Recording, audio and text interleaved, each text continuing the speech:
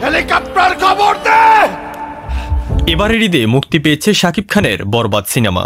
মেহেদী হাসান হৃদয় পরিচালিত এই সিনেমা মুক্তির প্রথম দিন থেকেই বেশ দাপট দেখিয়েছে বাংলাদেশে।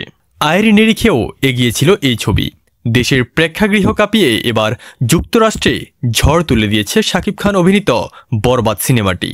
গত বৃহস্পতিবার নিউ ইয়র্কের স্থানীয় সময় সন্ধ্যা 7:30টায় এর ফার্স্ট শো দিয়ে সিনেমাটি মুক্তি পায়। সিনেমাটি ম্যানেজার বারী সাহেব বলেন, 1997 সাল থেকে যাত্রা শুরুর পর এই প্রথম কোনো বাংলা সিনেমা রিলিজ পেল তাদের হলে। আর প্রথম শোতেই দর্শক একেবারেই কানায় কানায় পূর্ণ। গেট বন্ধ কর। ছবি দেখে হল থেকে বের হওয়া দর্শকদের মুখেও শোনা গেল উচ্ছ্বাস আর ভালো লাগার কথা। বাংলা নাটকের জনপ্রিয় অভিনেত্রী ইভানা ফার্স্ট শোতে বরবাদ দেখে জানিয়েছেন, ঈদের দিন বাংলাদেশের বড় বাজেটের টিকিট পাইনি, পরদিন ব্যক্তিগত কাজে নিউ ইয়র্ক চলে আসি, এজন্য এখানে বরবাদ দেখে খুব এনজয় করেছি। দেশের মতো এখানেও শো হাউসফুল গেছে শাকিব খানের।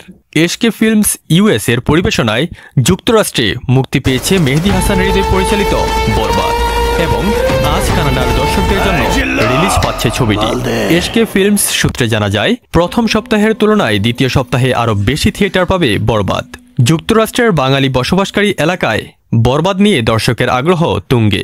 আপনার কি মনে হয়, বাংলাদেশ কাঁপিয়ে বিদেশের মাটিতেও কি বরবাদ নতুন ইতিহাস তৈরি করতে পারবে? জানিয়ে যাবেন কমেন্ট বক্সে। ধন্যবাদ।